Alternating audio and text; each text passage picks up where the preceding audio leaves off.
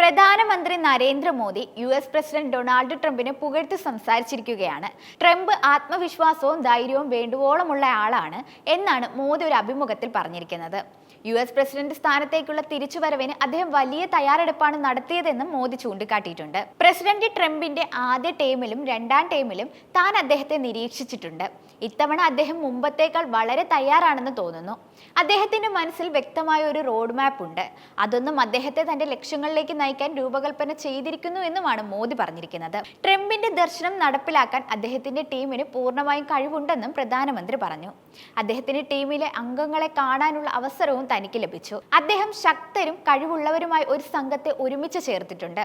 തുളസി Gabbard, Vivek Ramaswamy, Elon Musk തുടങ്ങി നിരവധി ആളുകളെ കണ്ടുമുട്ടിയെന്നും ഒരു കുടുംബത്തിന് സമാനമായ അന്തരീക്ഷമാണ് തനിക്ക് അനുഭവപ്പെട്ടത് എന്നും അദ്ദേഹം പറഞ്ഞു. വലിയൊരു ഇന്ത്യൻ പ്രവാസി സമൂഹം പരിപാടിക്കായി ഒത്തുകൂടിയതിനാൽ ആ പരിപാടി തനിക്ക് അവിസ്മരണീയമായിരുന്നുവെന്നും അദ്ദേഹം പറയുകയായിരുന്നു.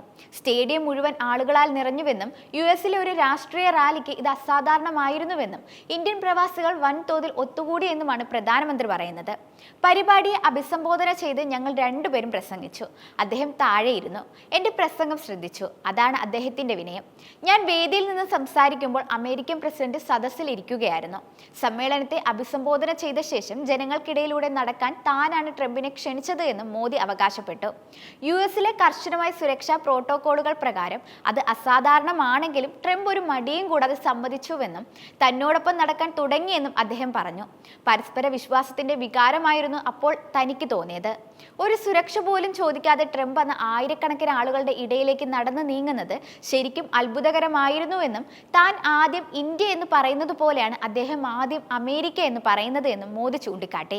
വിവിധ അവസരങ്ങളിലും വ്യത്യസ്ത സന്ദർഭങ്ങളിലും അദ്ദേഹം തന്നെ പരസ്യമായി അഭിനന്ദിക്കുന്നതിന് അദ്ദേഹത്തിന്റെ ഹൃദയ വിശാലതയെ സൂചിപ്പിക്കുന്നുവെന്നും മോദി കൂട്ടിച്ചേർത്തു.